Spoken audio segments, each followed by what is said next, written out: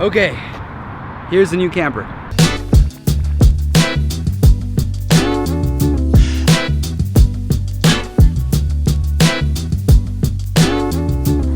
What is up, guys? If you're new to the channel, my name is David, and if you've been following my story, you know that I had a wilderness camper.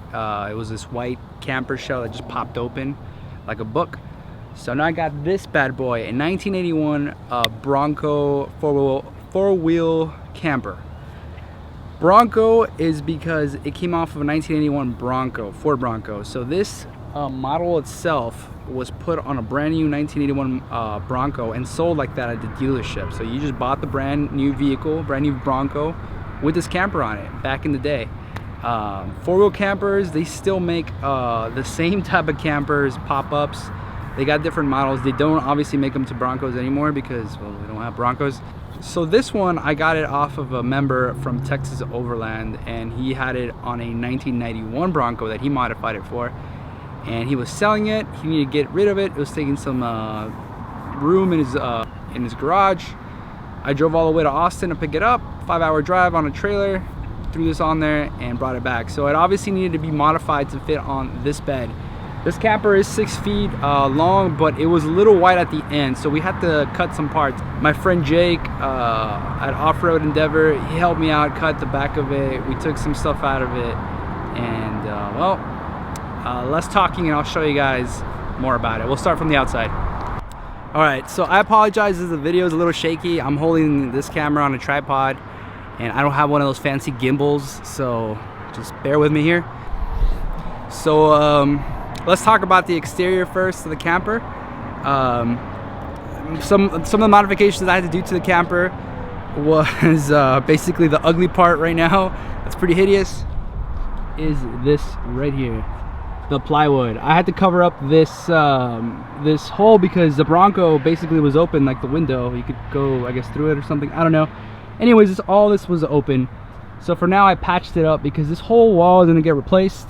We got some compressed wood here, and it's pretty gross. Needs to get replaced. So this whole wall eventually will be replaced, but for now that kind of works. Okay, the other modifications we had to do to it was cut at the end of the camper. So basically, you see right here, Jake cut it, and now we have some openings. This needs to be addressed. Not a big deal right now, but it needs to be addressed. Okay, so that was all needed to be modified to fit on the truck. So once we put it on the truck, the bed, we noticed the bed's too short for the camper. The camper was like overhanging. So here's where it got kind of fun.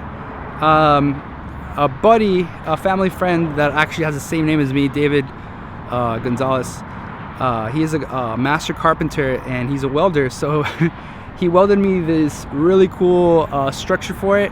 It's very homemade, which I actually kind of like it because my truck's kind of like that. So here it is. You can see right here. Here's a structure that we made for it so it can lay on. It's super homemade. We're using C-channel. He put two. Let me show you over here. He put 2 C-channels together, and he put this plate right here to kind of make it look better and to cover up the hole. So that in itself fixed it, and it's bolted down to the camper.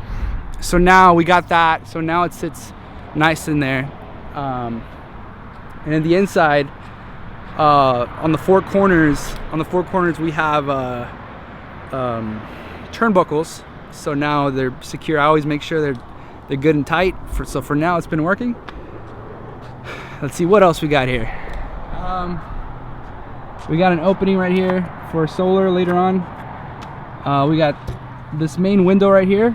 Love this window. These 2 windows open. You got this one. We got these that open up. You got that going. You got the roof rack. Got a roof rack going around. Let's go around this way.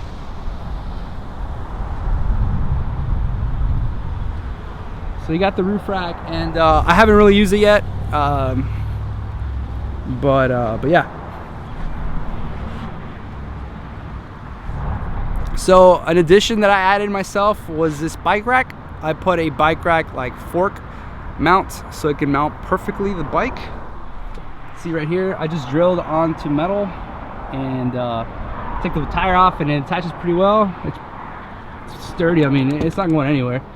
Just put some bungees there just in case, you never know. On the exterior, you got some of these steps. Got your window right here.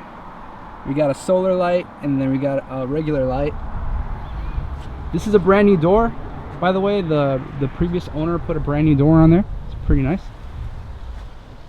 You got your propane tank. Okay, so one thing about this camper, it's got a 7-gallon water tank in there. And what is really cool, let me show you over here. So you fill up the water through here, right? And here is basically where the water comes out. Let me focus. This is where the water comes out. And right here, okay. And right here, we have a valve that opens up and closes, so I can also get water throughout here, which is really nice. Nice feature. Okay, so let's go over here. So obviously, if you're gonna open up the camper, it's got the latches. It's got 2 latches on this side, and 2 latches at the front, and 2 latches on the other side as well. Okay, so I think it's time to show you guys the inside. I'm gonna pop up the camper. So let's check it out. It's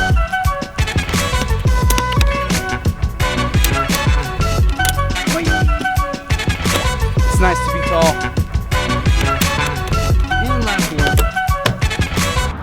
Alright, so we got 3 locks, which is really nice. We got the deadbolts. There we go. And this is the other one I use. I don't use this one right now. There we go. So, deadbolt. You got this lock right here. Another deadbolt kind of lock, I guess. And then you got this one. Alright. Here is mi casa.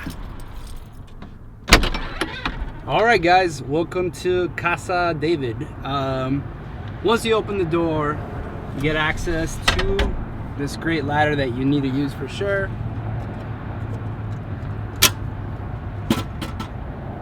And outside here we have a handle. Get in, and you're in. Alright, now to pop up this bad boy. It's pretty simple to pop it up. Okay, so the first thing to pop this thing up, gotta pop up this thing, which is kind of like the hardest part. Let's do it.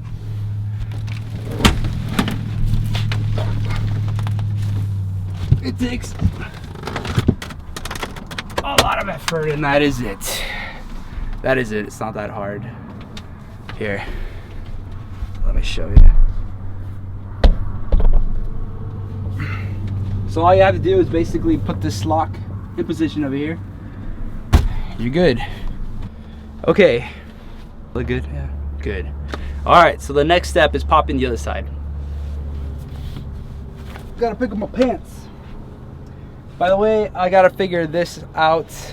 It keeps popping off the thing, so this is really more to just help you pop up this really heavy roof. Here we go. Put your head there and you push this thing. There we go. And you lock this thing in place, this little bar, and you're good. That is it. So you got these little air vents here, these things that open up. We got this one on this side. It's got no fan. And then we got this fan, which is a 12 volt? I don't know. So here we got a little fan that I believe it throws the air out. It circulates the air out, and if I plug in, there you go. It's circulating a little bit of air here. It's actually pretty hot. So we got both sides have these windows. So the first cover comes off, and you still got a clear cover right here. You take this one off, and now you just have this. So the air comes in, no bugs. You can't take this one off, sadly, but it still does what I wanted to do. Okay guys, so now I switched to the GoPro so you can get a better view of in here because it's a fisheye. Okay, so let's start off with the entryway. So here we have the brand new door that I was talking about, which is a four-wheel camper door. So here we have the lock, another lock. So you can open this one up. You get that, right? So let's open this up. And right now I'm not gonna tie it down, so I'm sorry. So this one, you got the fly door, or I don't know what you call it. Anyways, you got that door as well, which is pretty nice. Let's close it up here. Lock it. Okay. Next thing up here, this was added by the previous owner as well.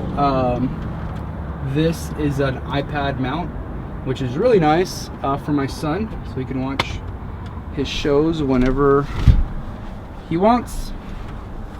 Over here, so over here we have another area, and look what we have here. Here's the iPad that I have. Let me see if I can get it in light here.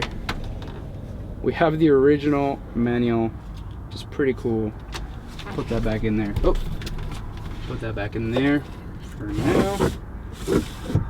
So we have all this really nice area, the shelf area. So the bed of the truck should be around here, resting right here. So you have all this area, and this over here needs to be open because there's still some area in there that could be used for storage. So that's another thing I'll be doing in here. So for now, I added some plants just because that's what I like. You know, they're fake, but they have like the desert-ish vibe, which is kind of what I wanted. I love the desert. I love that type of environment. So I got that going. I got some magazine I got at an expo, and I got some. These are really cool, by the way. This is like for Texas. You got all the snakes, you know, signs of wildlife and their poop. Here we have a window. There's the other window. The two windows I was talking about, they open up. They got latches right here, so you can open them. We have a gun rack. I'm pretty sure the previous owner put it on there, or someone else did. I don't think that was original, but I might be wrong. You guys tell me if I'm wrong. I don't know. Let's talk about the LED situation. So we got LED strips up here, and these are LED as well. These throw out the really bright light, which is really nice, and these throw out more of a warm light, which is really nice as well. They all go to this hub, and it just, for now, it's being powered by this power bank, and it does the job really well. Later on, I want to do solar. Financially, I can't afford that right now, but I think soon I will be able to. We'll start working on that project. It's not a big deal. I live off of this Yeti, and it does me well. In the summer and the winter, it you know, for my needs, I eat, you know, I don't eat these steaks and this fancy stuff. I eat pretty simple, so the Yeti does pretty good. It's more about the drinks, honestly. Again, we have some storage area over here. So you see that opening, you see that propane line. That's where the furnace, the heater was at. And we took that out, obviously. It wouldn't fit, and I really didn't care for it. I live in a very hot area, South Texas. I'm always by the beach. It gets cold in the wintertime. Not that cold, probably like in the 40s. I've camped out in this truck in 20 degrees, and I still made it out alive without a heater. It's pretty bad though, but if I get to that cold weather, I'll probably buy a Mr. Heater, Mr. Heater, one of those Walmart ones.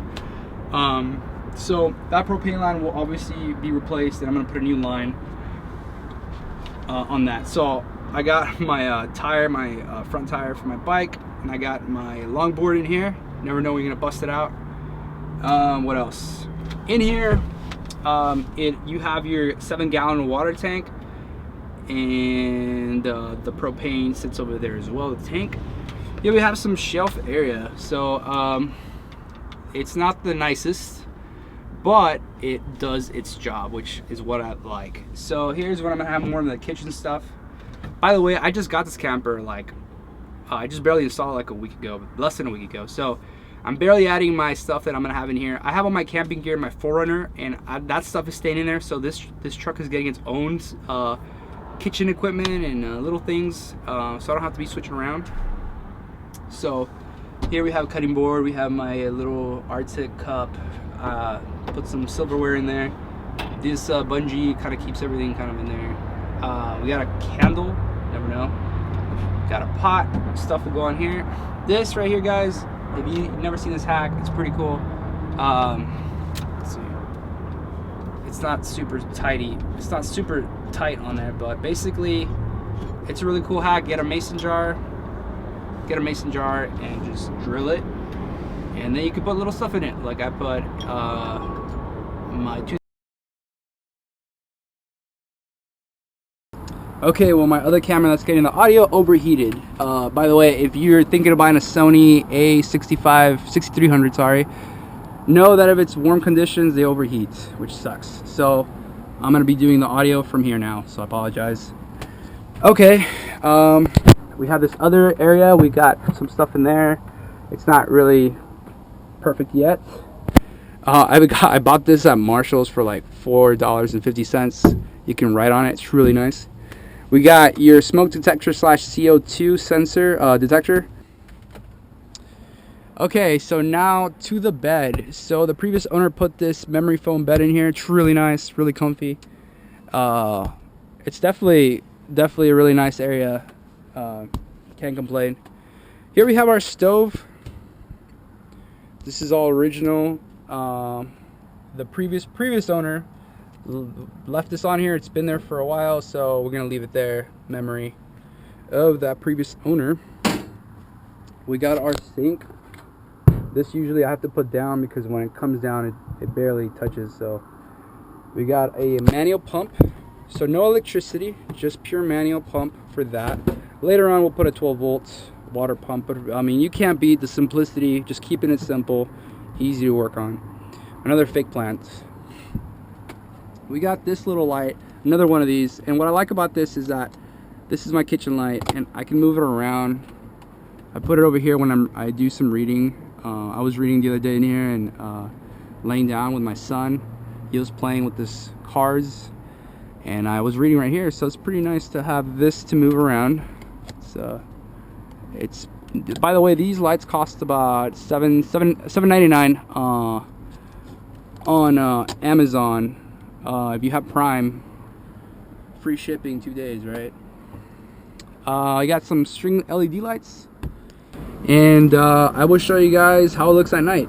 Okay, so I'm at a HEB parking lot, and I wanted to demonstrate the LEDs in here. We got the LED bulb that gives a really nice warm light instead of those LED strips that are really bright. Gives a nice look in there. Pretty nice.